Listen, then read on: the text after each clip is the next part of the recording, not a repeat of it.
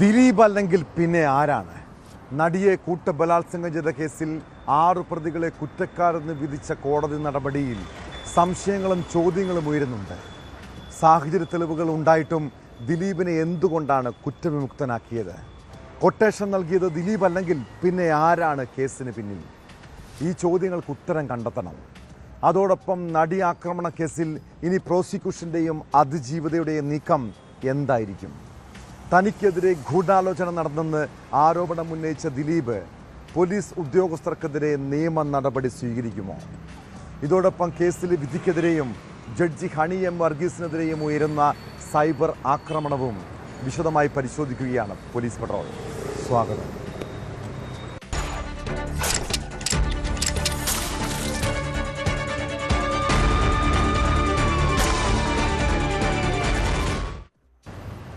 നീതി ദേവത എന്തുകൊണ്ട് കണ്ണു തുറന്നില്ല? അതിജീവിതയ്ക്ക് നീതി കിട്ടിയില്ല.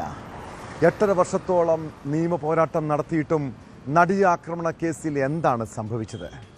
സാധാരണക്കാരായ ജനങ്ങൾ കോടതിയെയും പ്രോസിക്യൂഷനെയും വിമർശിച്ച് ഇങ്ങനെ പല ചോദ്യങ്ങളും സംശയങ്ങളും ഉന്നയിക്കുന്നുണ്ട്. ഇനി എന്താകും ആ കേസിൽ അതിജീവിതയുടെ നീക്കം?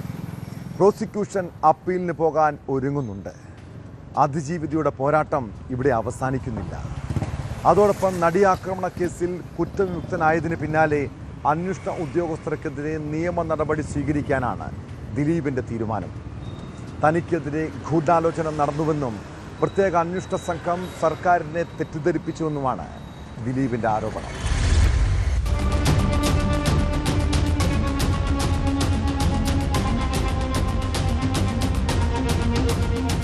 നടിയെ ആക്രമിച്ച കേസിൽ സൂത്രധാരനെന്ന് അന്വേഷണ സംഘം ആരോപിച്ച നടൻ ദിലീപ് കുറ്റക്കാരനല്ലെന്നാണ് വിചാരണ കോടതി കണ്ടെത്തിയിരിക്കുന്നതെങ്കിലും പ്രോസിക്യൂഷന്റെയും അതിജീവിതയുടെയും പോരാട്ടം അവസാനിക്കുന്നില്ല.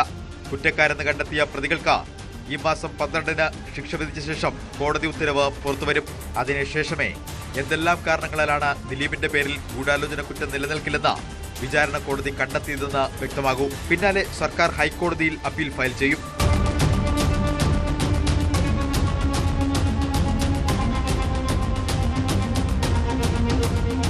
ദിലീപിനെ കേസുമായി ബന്ധിപ്പിക്കുന്ന ഒട്ടേറെ ഘടകങ്ങൾ ഉണ്ടെന്ന ശക്തമായ വാദമായിരുന്നു പ്രോസിക്യൂഷൻ ഉന്നയിച്ചത്. എന്നാൽ ഇതൊന്നും ദിലീപിനെ ഗൂഢാലോചനയുമായി ബന്ധിപ്പിക്കാൻ പര്യാപ്തമല്ലെന്ന് വിചാരണ കോടതി കണ്ടെത്തിയെന്നാണ് അനുമാനം. അന്വേഷണത്തിൽ കണ്ടെത്തിയ വിവരങ്ങൾ അപ്പീൽ കോടതികളിൽ ഫലപ്രദമായി ഉന്നയിക്കാനാകുമെന്ന ആത്മവിശ്വാസം പ്രോസിക്യൂഷനും അതിജീവിതയ്ക്കായി ഹാജരായ അഭിഭാഷകർക്കും ഉണ്ട്. മേൽക്കോടതികളിൽ വിഷയമെത്തുമ്പോൾ ദിലീപ് രേഖാമൂലം മറുപടി നൽകേണ്ടി വരുമെന്നും ചൂണ്ടിക്കാട്ടപ്പെടുന്നു. പൾസർ സുനിയെ അറിയില്ല എന്ന നിലപാടായിരുന്നു ദിലീപ് കേസിന്റെ തുടക്കം മുതൽ സ്വീകരിച്ചത്. അത് തള്ളുന്ന വാദങ്ങളായിരുന്നു പ്രോസിക്യൂഷൻ ഉന്നയിച്ചത്.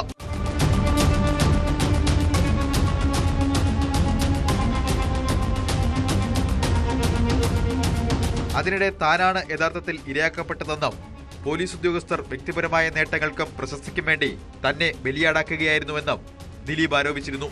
കേസിൽ കുറ്റവിമുക്തനായതിന് പിന്നാലെ അന്വേഷണ ഉദ്യോഗസ്ഥർക്കെതിരെ നിയമ നടപടിക്ക് ഒരുങ്ങുകയാണ് ദിലീപ്. തെറ്റായ പ്രോസിക്യൂഷൻ നടപടിയിലാണ് ഉദ്യോഗസ്ഥർക്കെതിരെ ദിലീപ് നിയമ നടപടികളെക്കുറിച്ച് ആലോചിക്കുന്നത്. തനിക്കെതിരെ ഗൂഢാലോചന നടന്നുവെന്നും പ്രത്യേക അന്വേഷണ സംഘം സർക്കാരിനെ തെറ്റിദ്ധരിപ്പിച്ചെന്നുമാണ് ദിലീപിന്റെ ആരോപണം. 12-ന് പുറത്തുവരുന്ന ശിക്ഷാവിധിയിൽ എന്തൊക്കെ കാര്യങ്ങളാണ് കോടതിയുടെ ഭാഗത്തു നിന്നുണ്ടാകുക എന്നതനുസരിച്ചാകും ദിലീപിന്റെ തുടർ നീക്കങ്ങൾ. പ്രോസിക്യൂഷനെതിരെ ഗുരുതരമായ കണ്ടെത്തലുകൾ കോടതിയുടെ ഭാഗത്തു നിന്നുണ്ടാകുമെന്നാണ് ദിലീപ് പ്രതീക്ഷിക്കുന്നത്.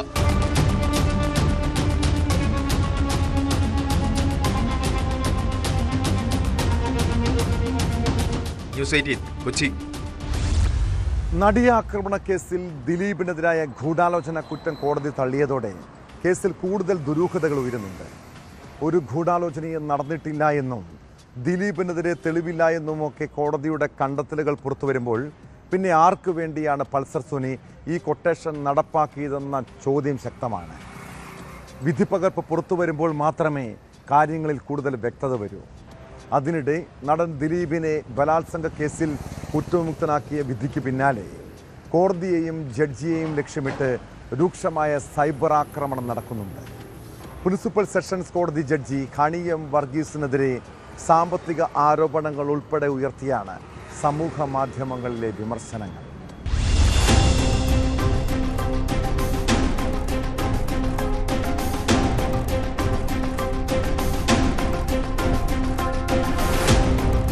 ഒരു കോടതി വിധിയിൽ ജഡ്ജിക്കെതിരെ ഇത്രയധികം കടുത്ത വിമർശനമുയരുന്നത് ഇതാദ്യമായാണ്. ദിലീപിനെതിരെയുള്ള ഗൂഢാലോചന തെളിയിക്കാനായില്ലെന്ന വിധി വന്നതോടെ ഹണിയം വർഗീസിനെതിരെയുള്ള ആരോപണങ്ങൾ സജീവമാവുകയാണ്. കോടതിയിലെ വിചാരണാ വേളകളിൽ ജഡ്ജിയുടെ ഇടപെടലുകൾ തന്നെ വീണ്ടും ട്രോമയിലാക്കും വിധമാണെന്നും അതുകൊണ്ട് വിചാരണ മറ്റൊരു ജഡ്ജിന്റെ കീഴിലേക്ക് മാറ്റണമെന്നും അതിജീവിത ഹൈക്കോടതിയോടും സുപ്രീം കോടതിയോടും പലതവണ ആവശ്യപ്പെട്ടിരുന്നു. പക്ഷേ ഒന്നിലും അനുകൂല നടപടിയുണ്ടായില്ല. ജഡ്ജി ഹണിയം വർഗീസ് കേസ് പരിഗണിച്ചാൽ തനിക്ക് നീതി ലഭിക്കില്ല എന്ന് അതിജീവിത നേരത്തെ ഹൈക്കോടതി രജിസ്ട്രാർക്ക് അയച്ച കത്തിൽ വ്യക്തമാക്കിയിരുന്നു. ജഡ്ജിയുടെ നടപടികളിൽ വിമർശനം ഉന്നയിച്ചുകൊണ്ടാണ് 2 പബ്ലിക് പ്രോസിക്യൂട്ടർമാർ കേസിൽ നിന്നും പിന്മാറിയത്. മെമ്മറി കാർഡുമായി ബന്ധപ്പെട്ടായിരുന്നു ഹണിയം വർഗീസിനെതിരെ ഏറ്റവും കൂടുതൽ വിമർശനമുയർന്നത്. നടിയെ ബലാത്സംഗം ചെയ്യുന്നതിന്റെ വീഡിയോ അടങ്ങിയ മെമ്മറി കാർഡ് കോടതിയുടെ കസ്റ്റഡിയിലിരിക്കെ 3 തവണ പ്രതിഭാഗത്തിന്റെ കയ്യിലെത്തി എന്നായിരുന്നു വെളിപ്പെടുത്തൽ. ഇക്കാര്യങ്ങൾ ഉൾപ്പെടെ ചൂണ്ടിക്കാട്ടിയാണ് സൈബർ ഇടത്തെ വിമർശനങ്ങൾ. CPM നേതാവിന്റെ മകളാണ് ജഡ്ജിയെന്നും വിധിയിൽ രാഷ്ട്രീയ ഇടപെടൽ ഉണ്ടെന്നും വിമർശിക്കുന്നവരുണ്ട്. സാമ്പത്തിക ആരോപണങ്ങളാണ് ചിലർ ഉന്നയിക്കുന്നത്. എന്നാൽ വിധിയെയും ജഡ്ജിയെയും അനുകൂലിച്ചും പ്രശംസിച്ചും ചർച്ചകളുണ്ട്. കോടതിയുടെ നിലപാട് ശരിയാണെന്ന് വിശ്വസിക്കുന്നതായി നടനും സംവിധായകനുമായ രഞ്ജി പണിക്കർ പ്രതികരിച്ചു. WCCക്ക് പ്രതിഷേധമുണ്ടാകുന്നത് സ്വാഭാവികമാണ്. കുറ്റവാളി അല്ലാതിരുന്നിട്ടും താൻ ശിക്ഷിക്കപ്പെട്ടുവെന്ന് ദിലീപിന് തോന്നിയാൽ അതിൽ എന്താണ് തെറ്റെന്നും അദ്ദേഹം മാധ്യമങ്ങളോട് ചോദിച്ചു. ദിലീപിനെ കുറിച്ച് കോടതി പറഞ്ഞിരിക്കുന്ന അയാൾ കുറ്റവാളിയല്ല എന്നല്ലേ? WCCക്ക് പ്രതിഷേധം ഉണ്ടായിരിക്കും. നമ്മൾ ഏത് കേസിലും അതിൻ്റെ ഒരു ഭാഗത്തുള്ള ആളുകൾ അവർക്ക് അനുകൂലമായൊരു വിധി പ്രതീക്ഷിക്കും, മറുഭാഗത്തുള്ളവർ അവർക്ക് അനുകൂലമായൊരു വിധി പ്രതീക്ഷിക്കും. അപ്പോൾ പ്രതീക്ഷിക്കാത്തത് കിട്ടാത്ത ആളുകളെ സംബന്ധിച്ചിടത്തോളം സ്വാഭാവികമായിട്ടും പരിഭവവും പ്രതിഷേധവും ആക്ഷേപമൊക്കെ ഉണ്ടായിന്ന് വരും. ഞാൻ ഈ കേസിൽ കോടതിയുടെ നിലപാടാണ് ശരി എന്ന് വിശ്വസിക്കുന്ന ആളാണ്. ഇനി മേൽക്കോടതി ഇത് സംബന്ധിച്ച് വേറെ എന്തെങ്കിലും ഒരു നിലപാടിലേക്ക് എത്തുകയാണെങ്കിൽ അപ്പോഴതിനെക്കുറിച്ച് പരിശോധിക്കാൻ സംസാരിക്കാം. ദിലീപിനെ സംബന്ധിച്ചിടത്തോളം അയാൾ വേട്ടയാടപ്പെട്ടു എന്നാണല്ലോ അയാളുടെ വികാരം. ഞാനിതിലൊരു കാഴ്ചക്കാരൻ മാത്രമാണ്, ഏതെങ്കിലും ഒരു പക്ഷത്തുള്ള ഒരാളല്ല. ദിലീപ് വേട്ടയാടപ്പെട്ടു എന്ന് അയാൾ കുറ്റവാളിയല്ല എന്ന് കോടതി പറയുമ്പോൾ അയാൾ കുറ്റവാളിയല്ലാതെ ശിക്ഷിക്കപ്പെട്ട ആളാണെന്നുള്ളൊരു വികാരം അയാൾക്കുണ്ടായാൽ അതിലെന്താ തെറ്റ്? അതിജീവിതയ്ക്കൊപ്പമാണെന്നും കോടതി വിധിയെ മാനിക്കുന്നുവെന്നും ആസിഫ് അലി പറഞ്ഞു. അതിജീവിതയ്ക്ക് നീതി ലഭിക്കണം എന്നായിരുന്നു തന്റെ നിലപാട്. അത് ആരെങ്കിലും ശിക്ഷിക്കപ്പെടണം എന്നല്ല. വിധിയെക്കുറിച്ച് എന്തെങ്കിലും പറഞ്ഞാൽ കോടതി നിന്ന് ആകുമെന്നും ആസിഫ് അലി പറഞ്ഞു. കോടതി വിധിയാണ്. കോടതി വിധിയെ പറ്റി അഭിപ്രായം പറയുന്നതും അല്ലെങ്കിൽ എന്റെ അഭിപ്രായം പറയുന്നതിനോട് എത്രത്തോളം എന്താ പറയാ എത്ര പ്രസക്തി ഉണ്ടെന്ന് എനിക്കറിയില്ല. എങ്കിലും കോടതി വിധി സ്വീകരിക്കുക എന്നുള്ളതാണ്. പറഞ്ഞാൽ ഈ അവസരത്തിൽ എനിക്കത് അറിയില്ല എന്ത് പറയണം എന്നുള്ളത്. പക്ഷെ കോടതി വിധി തീർച്ചയായിട്ടും മാനിക്കുന്നു. അതിനെപ്പറ്റി അഭിപ്രായം പറയുന്നത് കോടതി നിന്നയായിട്ടാണ് എനിക്ക് തോന്നുന്നത്. കോടതിക്ക് ശിക്ഷിക്കപ്പെടണം എന്ന് കോടതി മനസ്സിലാക്കിയവരെല്ലാവരും ശിക്ഷിക്കപ്പെട്ടിട്ടുണ്ട്. പിന്നെ ഏത് സമയത്തും അതിജീവിതനൊപ്പം തന്നെയാണ്. തീർച്ചയായും പിന്തുണയുണ്ട്. ശിക്ഷയെക്കുറിച്ചോ അല്ലെങ്കിൽ വിധിയെക്കുറിച്ചോ ഒന്നും അഭിപ്രായം പറയാനുള്ള ആളല്ല ഞാൻ. നടിയെ ആക്രമിച്ച കേസിൽ ദിലീപ് കുറ്റക്കാരനാണെന്ന് തോന്നിയിട്ടില്ലെന്ന് നടൻ രമേശ് പിഷാരടി. ദിലീപ് കുറ്റക്കാരനാണെന്ന് തോന്നാൻ തന്റെ കയ്യിൽ തെളിവൊന്നുമില്ലെന്നും പിഷാരടി പ്രതികരിച്ചു. ജഡ്ജിയുടെ രാഷ്ട്രീയ നിലപാടുകളോട് എതിർപ്പുണ്ടെങ്കിലും സത്യസന്ധയായ ജുഡീഷ്യൽ ഓഫീസറാണ് ഹണിയം വർഗീസ് എന്ന സംഘപരിവാർ നിലപാടുള്ള അഡ്വക്കേറ്റ് കൃഷ്ണരാജ സോഷ്യൽ മീഡിയയിൽ കുറിച്ചു. കഴിഞ്ഞ 8 വർഷക്കാലം ദിലീപിനെ കുറ്റക്കാരനായി വിചാരണ ചെയ്തവർ കോടതി വിധി വന്നപ്പോൾ ഇത് ഉൾക്കൊള്ളാൻ കഴിയാത്തതിന്റെ ബുദ്ധിമുട്ടാണ് ഇപ്പോൾ പ്രകടിപ്പിക്കുന്നതെന്നും വിമർശിക്കുന്നവരുണ്ട്.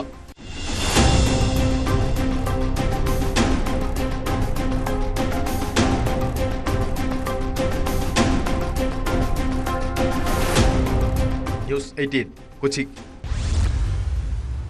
ബലാത്സംഗ കേസിൽ രാഹുൽ മാങ്കൂട്ടത്തിൽ ഒളിവിൽ തുടരുമ്പോഴും പരാതിക്കാരിയുടെ മൊഴിയിലെ ഞെട്ടിപ്പിക്കുന്ന വിവരങ്ങൾ പുറത്തുവരുന്നു. ബംഗളൂരുവിൽ താമസിക്കുന്ന 23-കാരി നൽകിയ മൊഴിയിൽ താൻ നേരിട്ട ക്രൂരപീഡനങ്ങളെക്കുറിച്ച് വിവരിക്കുന്നുണ്ട്. രാഹുൽ മാങ്കൂട്ടത്തിൽ വീട്ടിൽ വന്ന് ബഹളമുണ്ടാക്കിയെന്നും രാഹുലിൻ്റെ സുഹൃത്ത് ഫെനി നൈനാനെ ഭയമെന്നുമാണ് മൊഴി. രാഹുലും ഫെനിയും ചേർന്ന് പ്രതികാരം ചെയ്യുമെന്ന് ഭയന്നാണ് പരാതി നൽകാൻ വൈകിയതെന്നും യുവതി പറയുന്നു.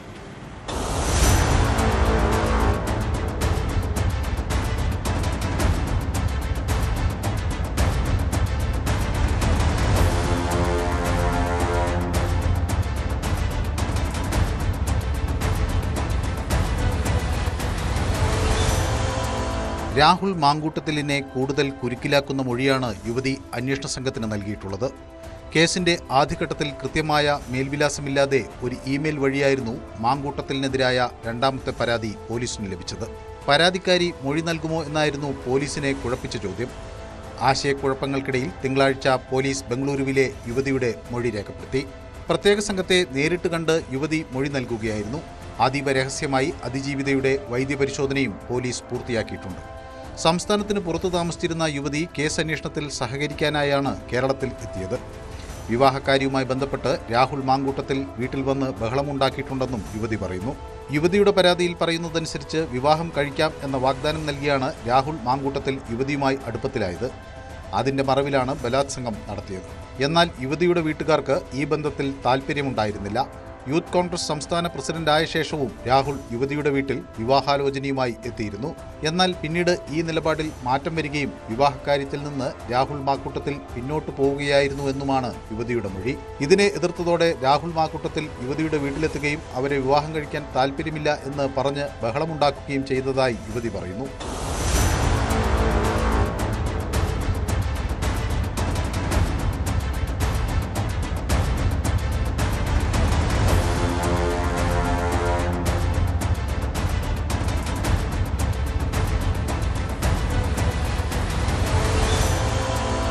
രാഹുലിന്റെ സുഹൃത്ത് ഫെനി നൈനാനെ ഭയമാണെന്നും ഫെനി ഉൾപ്പെടെയുള്ള രാഹുലിന്റെ സംഘത്തിൽ നിന്ന് പ്രതികാര നടപടികൾ ഉണ്ടാകുമോ എന്ന് ഭയന്നാണ് സംഭവത്തെക്കുറിച്ച് ഇതുവരെ പരാതി നൽകാതിരുന്നത് എന്നും യുവതി മൊഴിയിൽ വ്യക്തമാക്കിയിട്ടുണ്ട്.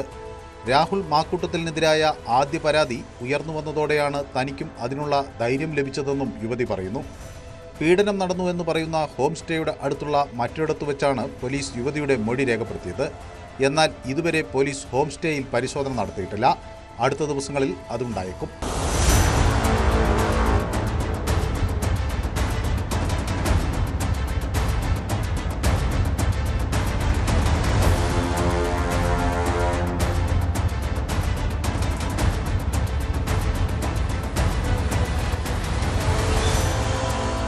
ന്യൂസ് 18 ബംഗളൂരു.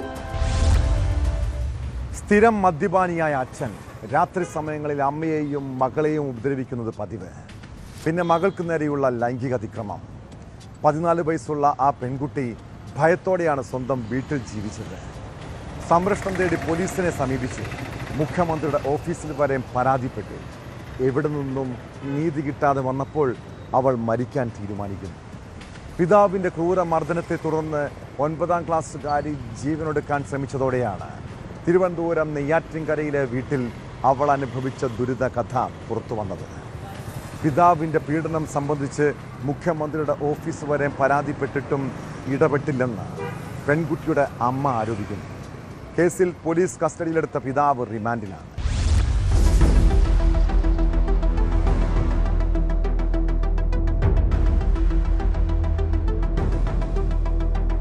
തിരുവനന്തപുരം നെയ്യാറ്റിൻകര അരങ്കമുകളിൽ കഴിഞ്ഞ ശനിയാഴ്ചയായിരുന്നു സംഭവം. പിതാവിന്റെ ക്രൂരമർദ്ദനത്തെ തുടർന്നാണ് 9ാം ക്ലാസ് വിദ്യാർത്ഥിയായ ഏക മകൾ ജീവനൊടുക്കാൻ ശ്രമിച്ചത്. മദ്യപിച്ച് നിരന്തരം വീട്ടിൽ ബഹളമുണ്ടാക്കുകയും മകളെയും ഭാര്യയെയും മർദ്ദിക്കുന്നതും ഇയാൾ പതിവായിരുന്നു. ഇത് സംബന്ധിച്ച് നിരവധി തവണ നെയ്യാറ്റിൻകര പോലീസിലും ചൈൽഡ് ലൈനിലും മുഖ്യമന്ത്രിക്കും പരാതി നൽകിയിരുന്നു.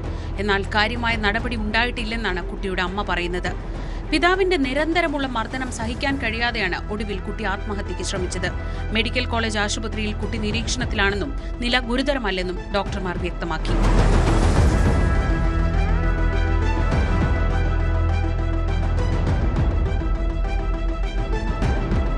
സ്ഥിരം മദ്യപനായ പിതാവ് കഴിഞ്ഞ 1.5 വർഷമായി തന്നെയും അമ്മയെയും മർദ്ദിച്ചിരുന്നുവെന്നാണ് കുട്ടി പോലീസിന് നൽകിയ മൊഴി. പിതാവ് പഠിക്കാൻ അനുവദിച്ചില്ലെന്നും സ്കൂളിൽ പോകുന്നത് വിലക്കിയെന്നും പുസ്തകങ്ങൾ വലിച്ചു കീറിയെന്നും മൊഴിയിൽ പറയുന്നു. കുട്ടിയുടെ ആത്മഹത്യാ ശ്രമം മാധ്യമങ്ങളിലൂടെ പുറത്തു വന്നതോടെ പോലീസ് പ്രതിയെ കസ്റ്റഡിയിലെടുക്കുകയായിരുന്നു. തുടർന്ന് നെയ്യാറ്റിൻകര കോടതിയിൽ ഹാജരാക്കി റിമാൻഡ് ചെയ്തു.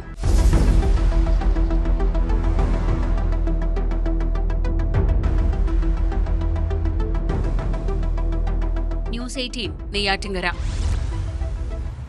വീട്ടിലിരുന്നും പണമുണ്ടാക്കാം. സൈബർ ലോകത്ത് അതിന് പല വഴികളുണ്ട്. ട്രേഡിങ്ങും ഓൺലൈൻ ഇടപാടുകളുമാണ് ഇതിൽ പ്രധാനം. തൊഴിലില്ലാത്ത ചെറുപ്പക്കാരെയും വീട്ടമ്മമാരെയും വിദ്യാർത്ഥികളെയും ഇങ്ങനെയുള്ള വാഗ്ദാനങ്ങൾ പറഞ്ഞ് വിശ്വസിപ്പിക്കാൻ എളുപ്പമാണ്. ഇതോടൊപ്പമാണ് സൈബർ കെണികളും. സൂക്ഷിച്ചില്ലെങ്കിൽ ചിലപ്പോൾ തട്ടിപ്പിനിരകളാകാം. തൊഴിലില്ലാതെ നടക്കുന്ന യുവാക്കളെ ഉൾപ്പെടെ കരുവാക്കിയാണ് സൈബർ തട്ടിപ്പുകൾ. സമീപകാലത്ത് ഓൺലൈൻ തട്ടിപ്പ് വർദ്ധിക്കുന്നുവെന്നാണ് റിപ്പോർട്ട്.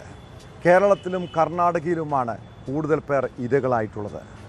അതിനിടെ കേരളം ഉൾപ്പെടെ വിവിധ സംസ്ഥാനങ്ങളിൽ 719 കോടി രൂപയുടെ സൈബർ തട്ടിപ്പിന് സഹായം നൽകിയ 10 പേരെ ഗുജറാത്ത് സൈബർ പോലീസ് അറസ്റ്റ് ചെയ്തു.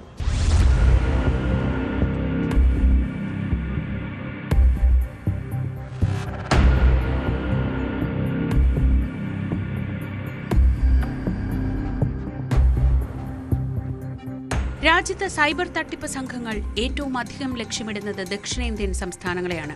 കഴിഞ്ഞ 3 വർഷത്തിനിടെ സൈബർ തട്ടിപ്പുകളിലൂടെ മലയാളികൾക്ക് നഷ്ടമായത് 1200 കോടി രൂപയെന്നാണ് റിപ്പോർട്ട്. 500,000-ലേറെ പരാതികൾ വന്നു. 11,000-ത്തിലധികം കേസുകൾ രജിസ്റ്റർ ചെയ്തു. കർണാടകയിൽ കഴിഞ്ഞ 3 വർഷത്തിനിടെ സൈബർ തട്ടിപ്പുകളിലൂടെ 5,474 കോടി രൂപ നഷ്ടപ്പെട്ടുവെന്നാണ് കണക്ക്. ഇതിൽ ഇതുവരെ 627 കോടി രൂപ പോലീസിന് തിരിച്ചുപിടിക്കാൻ കഴിഞ്ഞിട്ടുണ്ടെന്ന് കർണാടക ആഭ്യന്തരമന്ത്രി ജി പരമേശ്വര പറഞ്ഞു. ഓൺലൈൻ ട്രേഡിംഗ്, വാഹനത്തിന് പെറ്റിയുണ്ടെന്നും കുറഞ്ഞ തുകയ്ക്ക് ഫോൺ റീചാർജ് ചെയ്യാമെന്നുമുള്ള വ്യാജ സന്ദേശങ്ങൾ, വെർച്വൽ അറസ്റ്റ് തുടങ്ങി വിവിധ തരം തട്ടിപ്പുകൾ.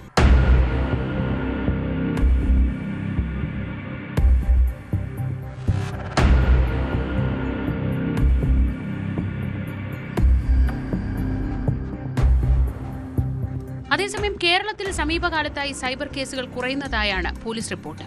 ഈ വർഷം സെപ്റ്റംബർ വരെ രജിസ്റ്റർ ചെയ്തത് 1810 കേസുകൾ മാത്രമാണ്.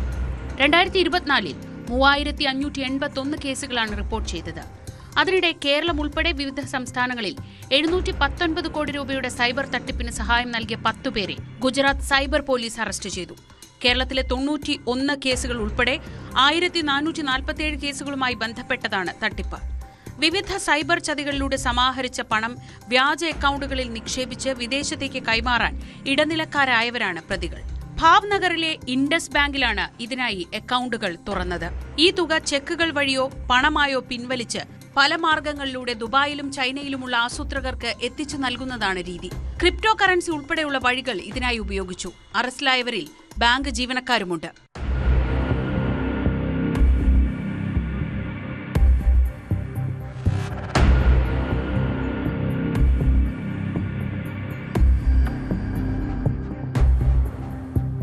News desk, news 18. മലപ്പുറം ജില്ലയിലെ കുപ്രസിദ്ധ മോഷ്ടാവാണ് അബ്ദുൾ മനാഫ്. ക്ഷേത്രങ്ങളിലെയും പള്ളികളിലെയും ഭണ്ഡാരങ്ങൾ കുത്തിത്തുറന്ന് കവർച്ച നടത്തുന്നതാണ് ഇയാളുടെ രീതി. കഴിഞ്ഞ ദിവസം ജയിൽ ശിക്ഷ കഴിഞ്ഞ് പുറത്തിറങ്ങിയ മനാഫിനെ കുറിച്ച് ഇപ്പോൾ യാതൊരു വിവരവുമില്ല. അയാൾ ഏതെങ്കിലും മോഷണത്തിന് തയ്യാറെടുക്കുകയാണോ? പോലീസിന് ഇങ്ങനെ ഒരു സംശയം. അതോടെ അബ്ദുൾ മനാഫിനെ കണ്ടെത്താൻ വളാഞ്ചേരി പോലീസ് ലുക്കൌട്ട് നോട്ടീസ് പുറപ്പെടുവിച്ചു. നാട്ടുകാരെല്ലാം ജാഗ്രത പാലിക്കണമെന്നും നിർദ്ദേശമുണ്ട്.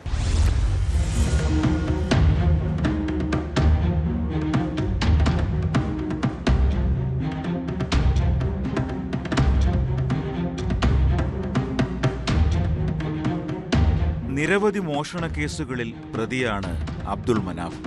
അമ്പലത്തിലെയും പള്ളിയിലെയും ഭണ്ഡാരങ്ങൾ കണ്ണിൽപ്പെട്ടാൽ പിന്നെ കുത്തിത്തുറന്ന് കവർച്ച നടത്തിയാലേ അബ്ദുൾ മനാഫിന് സമാധാനമാകൂ.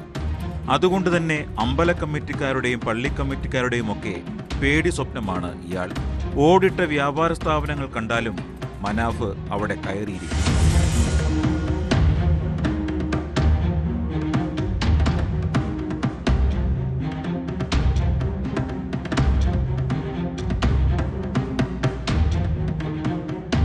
മോഷണക്കേസിൽ ജയിൽ മോചിതനായ അബ്ദുൾ മനാഫ് ആരുടെയും മുന്നിലെത്താതെ വളാഞ്ചേരിയിൽ കഴിയുന്നതായാണ് വിവരം. മനാഫിന്റെ അടുത്ത പദ്ധതി എന്തെന്ന ആശങ്കയിലാണ് പോലീസുകാരും നാട്ടുകാരും. അതുകൊണ്ട് തന്നെ എത്രയും വേഗം ഇയാളെ കസ്റ്റഡിയിലെടുക്കാനാണ് ശ്രമം. വളാഞ്ചേരിയിലോ അടുത്ത സ്ഥലങ്ങളിലോ കവർച്ച നടന്നാൽ വിവരമറിയിക്കാൻ പോലീസ് നിർദ്ദേശം നൽകിയിട്ടുണ്ട്. മാത്രമല്ല, മനാഫിന്റെ മോഷണം തടയാൻ ജാഗ്രത പാലിക്കണമെന്നും പോലീസ് മുന്നറിയിപ്പ് നൽകുന്നു.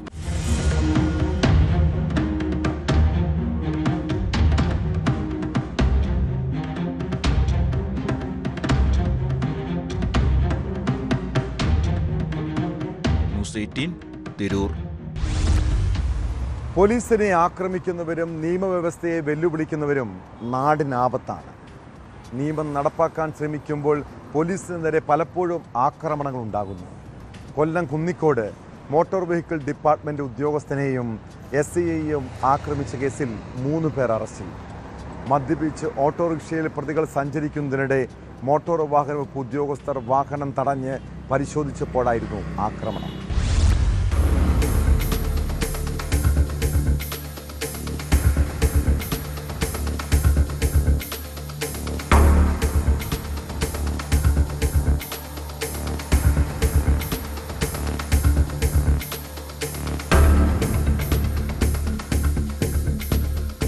കൊല്ലം മോട്ടോർ വെഹിക്കിൾ ഡിപ്പാർട്ട്മെന്റ് ഉദ്യോഗസ്ഥനെയും കുന്നിക്കോട് പോലീസ് സ്റ്റേഷനിലെ SIയെയും ആക്രമിച്ച കേസിലാണ് 3 പേരെ അറസ്റ്റ് ചെയ്തത്.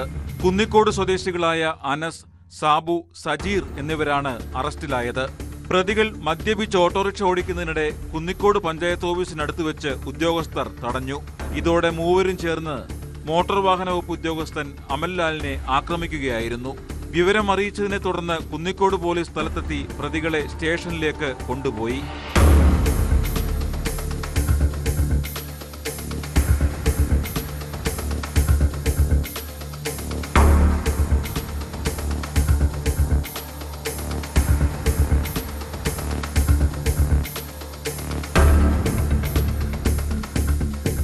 പിന്നീട് പ്രതികളെ മെഡിക്കൽ പരിശോധനയ്ക്കായി SI സാബുവിന്റെ നേതൃത്വത്തിലുള്ള പോലീസ് സംഘം കൊണ്ടുപോകാൻ തുടങ്ങിയപ്പോൾ പ്രതി അനസ് SIയെയും ആക്രമിക്കുകയായിരുന്നു. അനസും സാബുവും മുൻപും നിരവധി കേസുകളിലെ പ്രതികളാണെന്ന് പോലീസ് പറഞ്ഞു.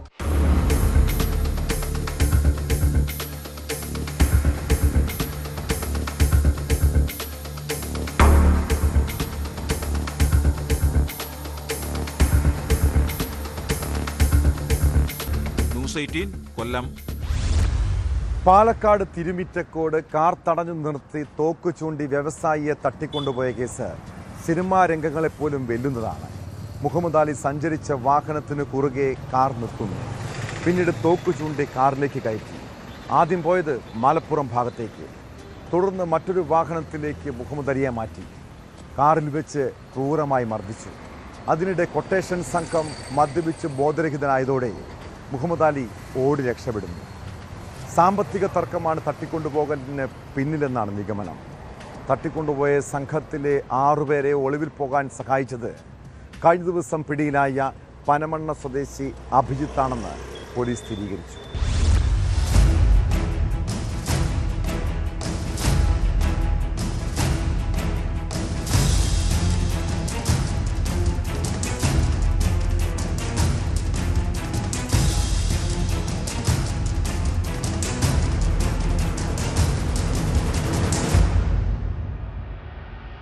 വ്യവസായി മുഹമ്മദ് അലിയെ തട്ടിക്കൊണ്ടുപോയ കേസിൽ പനമണ്ണ സ്വദേശി അഭിജിത്താണ് പോലീസിന്റെ പിടിയിലായത്.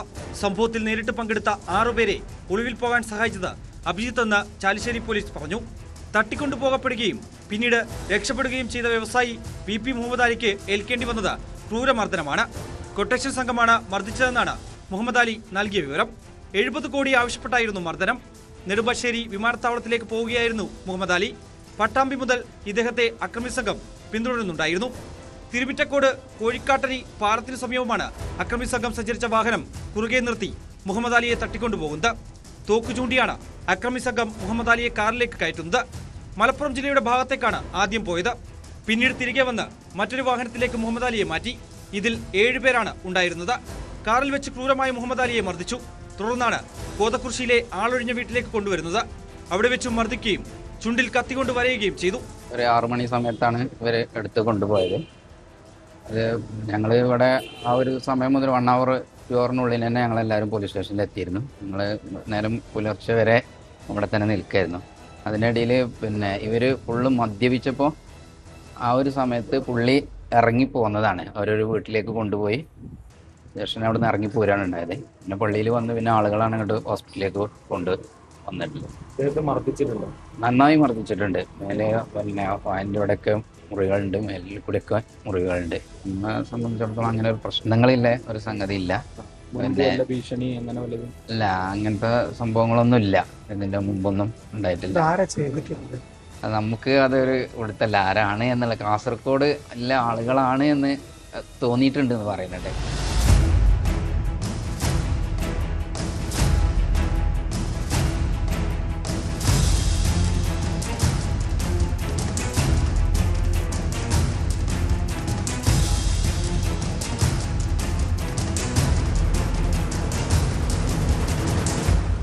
ഇതിനിടെ വാഹനത്തിൽ വെച്ച് കാനഡയിലുള്ള മകന് 70 കോടി ആവശ്യപ്പെട്ട് സന്ദേശം അയപ്പിക്കുകയും ചെയ്തു. ഈ വിവരം പോലീസിനെ അറിയിക്കരുതെന്നും മകൻ അയച്ച സന്ദേശത്തിലുണ്ട്. കൊട്ടേഷൻ ടീം മദ്യപിച്ച് ബോധരഹിതരായതോടെ പുലർച്ചെയോടെയാണ് മുഹമ്മദ് അലി തടവിൽ നിന്നും ഓടി രക്ഷപ്പെടുന്നത്. തുടർന്ന് സമീപത്തെ പള്ളിയിൽ കയറി. അവിടെ എത്തിയ ആളുകളാണ് ആശുപത്രിയിൽ എത്തിച്ചതും സംഭവം പോലീസിനെ അറിയിക്കുന്നതും. മുഹമ്മദ് അലി പ്രധാന ഷെയർ ഹോൾഡറായ നീലഗിരിയിലെ കോളേജുമായി ബന്ധപ്പെട്ടൊരു കേസ് സുപ്രീം കോടതിയിൽ നിലവിൽ നടക്കുന്നുണ്ട്. ഈ കേസുമായി ബന്ധപ്പെട്ടാവാം ആക്രമണമെന്നാണ് വിവരം.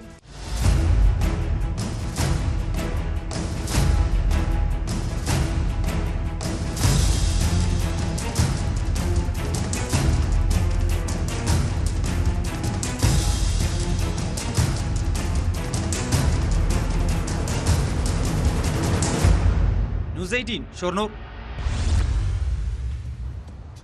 ലഹരി വസ്തുക്കൾ കേരളത്തിലേക്ക് എത്തിക്കാൻ മാഫിയ സംഘങ്ങൾ പല രീതികളും പരീക്ഷിക്കുന്നുണ്ട്.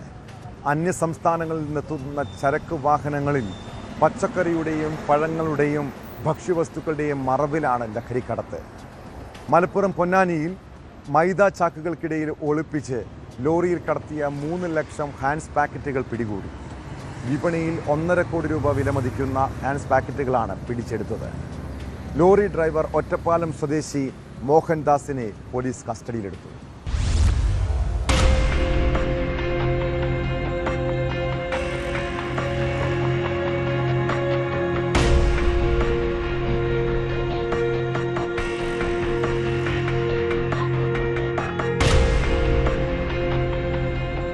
കാസർഗോഡ് നിന്ന് എറണാകുളം ജില്ലയിലേക്ക് കടത്തുകയായിരുന്നു വൻതോതിലുള്ള ഹാൻസ് ശേഖരം. പൊന്നാനി ഹൈവേയിൽ നിന്നാണ് ഹാൻസ് പിടികൂടിയത്. ലോറിയിൽ മൈദ ചാക്കുകൾക്കിടയിൽ ഒളിപ്പിച്ചു കടത്തുകയായിരുന്നു 3 ലക്ഷത്തോളം ഹാൻസ് പാക്കറ്റുകൾ. 200ഓളം വലിയ ചാക്കുകളിലായിരുന്നു ഹാൻസ് പാക്കറ്റുകൾ ഒളിപ്പിച്ചിരുന്നത്. ഹാൻസ് പാക്കറ്റ് നിറച്ച ചാക്കുകൾക്ക് ചുറ്റും മൈദ ചാക്കുകൾ നിരത്തിവെച്ച് മറച്ചിരുന്നു. വിപണിയിൽ 1.5 കോടിയോളം രൂപ വിലമതിക്കുന്ന നിരോധിത പുകയിലോൽപ്പന്നമാണ് പിടിച്ചെടുത്തതെന്ന് പോലീസ് പറഞ്ഞു.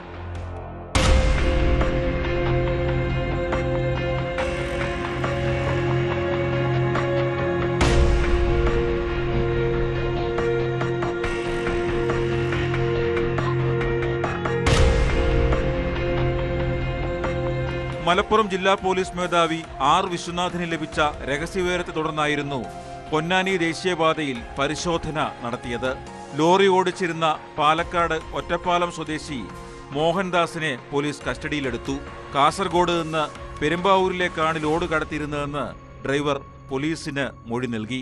വ്യക്തമായ ഇൻഫർമേഷനാണ്. അതായത് ഒരു ലോറിയിൽ പ്രത്യേകിച്ച് ഭാരത് ബെൻസിൻ്റെ വെള്ള ഒരു ലോറിയിൽ ഹാൻസ് നിരോധ പുകയില കടത്തിക്കൊണ്ടുവരുന്നതായിട്ട് നമുക്കൊരു രഹസ്യവിവരം കിട്ടി. അത് നമ്മൾ നർക്കോട്ടിക് DSPക്ക് കിട്ടി. അദ്ദേഹം SP മുഖാന്തരം ഞങ്ങൾക്ക് അറിയിച്ചതാണ്. അപ്പോൾ അതിൻ പ്രകാരം ഞങ്ങൾ പെട്രോളിംഗ് ഉണ്ടായിരുന്ന പാർട്ടി അറിയിച്ച് നമ്മൾ കണ്ടാരമ്പക്കാൻ്റെ ഇപ്പുറത്തുള്ള ക്ഷേത്രത്തിൻ്റെ ഭാഗത്ത് റോഡിൽ നിന്ന് പരിശോധന നടത്തുമ്പോൾ ഈ ലോറി വന്നതേ കാണപ്പെട്ടു.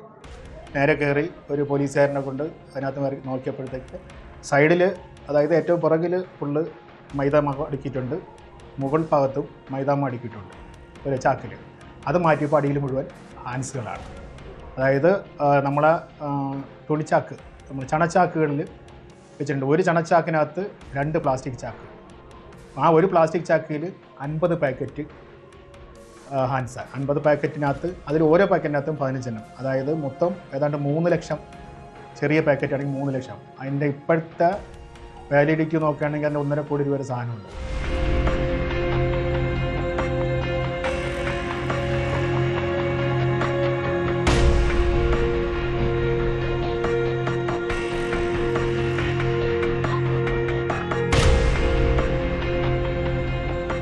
Tirur DYSP KJ Johnson, Malappuram ജില്ലാ നാർക്കോട്ടിക് സെൽ DYSP CB എന്നിവരുടെ നേതൃത്വത്തിലായിരുന്നു ലഹരിവേട്ട.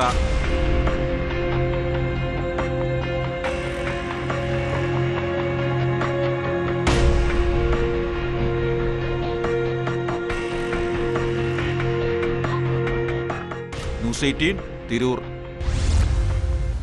നമ്മുടെ നാട്ടിലെ രാഷ്ട്രീയക്കാർക്ക് പണം പിരിക്കാൻ പ്രത്യേകിച്ച് കാരണമൊന്നും വേണ്ട. നാട്ടിൽ എന്തു പരിപാടി നടന്നാലും പിരിവുറപ്പാണ്. അതിന് സാധാരണക്കാരായ മനുഷ്യരെയും കച്ചവടക്കാരെയും ഭീഷണിപ്പെടുത്തും. കാസർഗോഡ് ചിറ്റാരിക്കാൽ സബ് ജില്ലാ കലോത്സവത്തിൻ്റെ പേരിൽ പണപ്പിരിവ് നടത്തിയ ഒരു കോൺഗ്രസ് നേതാവിനെ കുറിച്ചാണ് പറഞ്ഞു വരുന്നത്. കോൺഗ്രസ് നേതാവും മുൻ പഞ്ചായത്ത് പ്രസിഡന്റുമായ റോഷി ജോസ് പിരിവും ഭീഷണിയും നടത്തുന്നുവെന്നാണ് പരാതി. ലോഡ്ജ് ഉടമയ്ക്ക് നേരെയാണ് നേതാവ് വധഭീഷണി മുഴക്കിയത്. ചെറുപുഴ പഞ്ചായത്തിൽ അധികാരത്തിൽ വരുമെന്നും സംരംഭം നശിപ്പിക്കുമെന്നും ഭീഷണിപ്പെടുത്തി. ഇയാൾ ചെറുപുഴ പഞ്ചായത്തിലെ 10ാം വാർഡ് സ്ഥാനാർത്ഥി കൂടിയാണ്.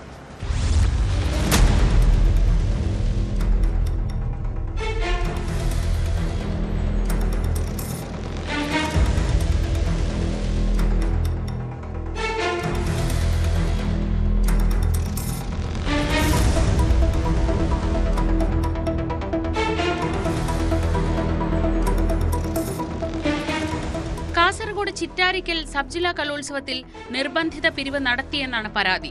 ലോഡ്ജ് ഉടമയെ ഭീഷണിപ്പെടുത്തി നിർബന്ധിതമായി പിരിവ് വാങ്ങി. വധഭീഷണിക്ക് പുറമെ ആക്രമണം നടത്തിയെന്നും ലോഡ്ജ് ഉടമ യേശുദാസ് തോമസ് നൽകിയ പരാതിയിൽ പറയുന്നു. കോൺഗ്രസ് നേതാവും അധ്യാപകനുമായ റോഷി ജോസാണ് ഭീഷണി മുഴക്കിയത്. ചെറുപുഴ പഞ്ചായത്തിൽ അധികാരത്തിൽ വരുമെന്നും സംരംഭം നശിപ്പിക്കുമെന്നും ഭീഷണി മുഴക്കിയത്രേ. സംഭവത്തിന് ശേഷവും നിരന്തരം വധഭീഷണി ഉണ്ടെന്ന് സംരംഭകൻ പറയുന്നു. അവരെന്നോട് ഒരു 10,000 രൂപ സംഭാവന ആവശ്യപ്പെടുകയും ചെയ്തു. ഞാൻ ഈ സ്ഥാപനം സ്റ്റാർട്ട് ചെയ്തേ ഉള്ളൂ, വരുമാനമൊന്നും ആയിട്ടില്ല, ഞാനൊരു 1000 രൂപ തരാമെന്ന് അവരാദ്യം അത് നിർബന്ധിച്ചു. പിന്നീട് ഞാൻ തരികയില്ലെന്ന് പറഞ്ഞു കഴിഞ്ഞപ്പോൾ ഈ റോഷി മാഷ് 2000 രൂപയുടെ ഒരു രസീത് എനിക്ക് എഴുതും. ഞാൻ പറഞ്ഞു ഞാൻ 1000 രൂപ തരുള്ളൂ എന്ന് പറഞ്ഞാൽ 1000 രൂപ കൊടുത്തു. റോഷി മാഷ് പെട്ടെന്ന് എന്നെ ഭീഷണി സ്ഥലത്തിൽ സംസാരിക്കുകയും നീ കോഴിച്ചാലുള്ളവരല്ലേ, നീ കോഴിച്ചാലിലേക്ക് വാ, അവിടെ വെച്ച് കാണാം എന്നൊക്കെ പറഞ്ഞ് ഭീഷണിപ്പെടുത്തത്. ഗുണ്ടായസം കളിക്കേണ്ടവർക്ക് ഗുണ്ടായസം ഞങ്ങൾ കളിച്ചിരിക്കും എന്നും പറഞ്ഞ് വണ്ടിയിൽ കയറുന്നതിന് മുമ്പ് എന്നെ ശാരീരികമായിട്ട് ഉപദ്രവിക്കുകയും ചെയ്തു.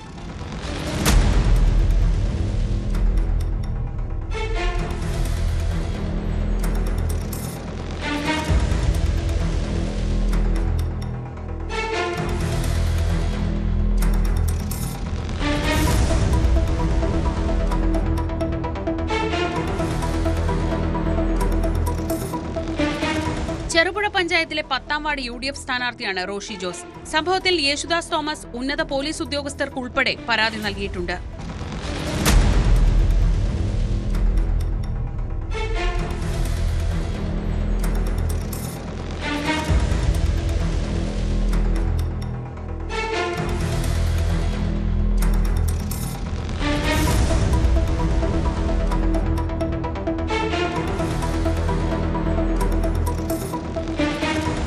ന്യൂസ് 18 കാസർഗോഡ്. മുംബൈ ഫൽത്താനിലെ വനിതാ ഡോക്ടറുടെ ആത്മഹത്യയിൽ നിർണായക വഴിത്തിരിവ്. ആത്മഹത്യാക്കുറിപ്പിലെ കയ്യക്ഷരം ഡോക്ടറുടെയാണെന്ന് പോലീസ് സ്ഥിരീകരിച്ചു. അതിൽ പരാമർശിക്കുന്ന പോലീസുകാരനും സോഫ്റ്റ്വെയർ എഞ്ചിനീയറും യുവതിയെ ഉപദ്രവിച്ചിട്ടുണ്ടെന്ന് അന്വേഷണത്തിൽ കണ്ടെത്തി. അന്വേഷണ വിവരങ്ങൾ മഹാരാഷ്ട്ര മുഖ്യമന്ത്രി ദേവേന്ദ്ര ഫട്നാവിസ് നിയമസഭയിൽ സ്ഥിരീകരിച്ചിട്ടുണ്ട്.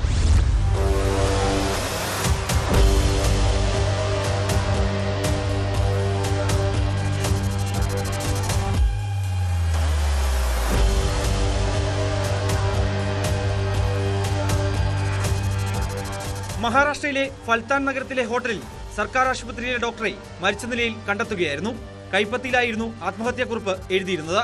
പോലീസ് സബ് ഇൻസ്പെക്ടർ ഗോപാൽ ബദാനെ വിവാഹം വാഗ്ദാനം നൽകി പലതവണ ബലാത്സംഗം ചെയ്തെന്നും സോഫ്റ്റ്വെയർ എഞ്ചിനീയറായ പ്രശാന്ത് ബങ്കർ മാനസികമായി പീഡിപ്പിച്ചെന്നും കുറിപ്പിൽ ആരോപിച്ചിരുന്നു.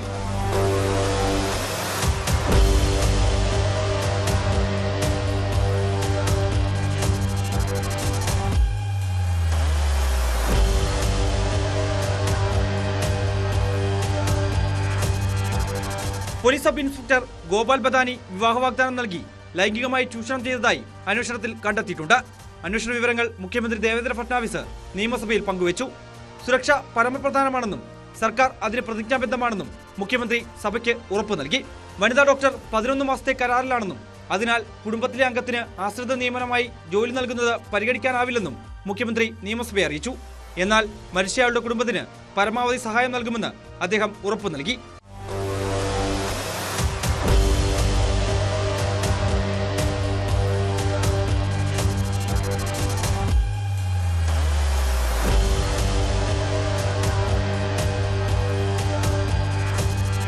News desk news 18.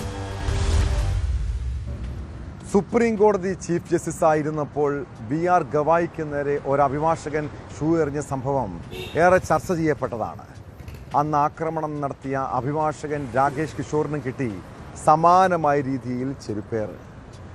ഡൽഹിയിലെ കർക്കർഡൂമ കോടതിയിൽ വെച്ചാണ് മറ്റൊരു അഭിഭാഷകൻ രാകേഷ് കിഷോറിനെ ചെരുപ്പ് കൊണ്ടടിച്ചത്. ഇതിൻ്റെ വീഡിയോ ദൃശ്യങ്ങൾ പുറത്തു വന്നിട്ടുണ്ട്. സംഭവവുമായി ബന്ധപ്പെട്ട് ഇതുവരെ ആരെയും കസ്റ്റഡിയിലെടുത്തതായി വിവരമില്ല.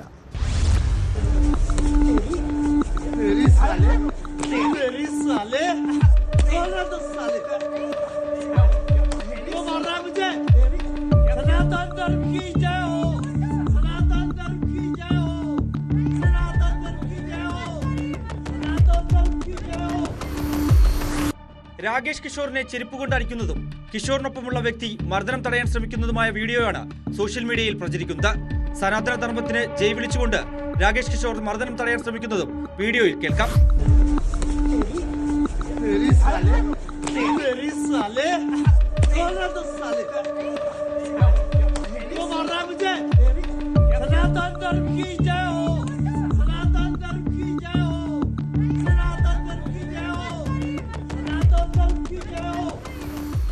നാൽപ്പത് വയസ്സോളം വരുന്ന അഭിഭാഷകനാണ് ചെരുപ്പുപയോഗിച്ച് ആക്രമിച്ചതെന്ന് രാകേഷ് മാധ്യമങ്ങളോട് പറഞ്ഞു. മുൻ ചീഫ് ജസ്റ്റിസിന് നേരെ ചെരുപ്പറിഞ്ഞതിനുള്ള ശിക്ഷയാണിതെന്ന് പറഞ്ഞുകൊണ്ടായിരുന്നു ആക്രമണമെന്നും അദ്ദേഹം വ്യക്തമാക്കി. സംഭവവുമായി ബന്ധപ്പെട്ട് ഇതുവരെ ആരെയും കസ്റ്റഡിയിലെടുത്തതായും വിവരമില്ല. കഴിഞ്ഞ ഒക്ടോബർ 6-ന് ജസ്റ്റിസ് ചന്ദ്രനൊപ്പം ചീഫ് ജസ്റ്റിസ് ആയിരുന്ന ഗവായി ഇരിക്കുകയായിരുന്ന മെൻഷനിംഗ് സമയത്താണ് സംഭവം നടന്നത്. 71 വയസ്സുള്ള കിഷോറിനെ അല്പസമയം കസ്റ്റഡിയിലെടുത്തെങ്കിലും കേസെടുക്കണമെന്ന് ചീഫ് ജസ്റ്റിസ് കോടതിയുടെ രജിസ്ട്രാർ ജനറലിന് നിർദ്ദേശം നൽകിയതിനെ തുടർന്ന് അന്ന് തന്നെ വിട്ടയച്ചിരുന്നു.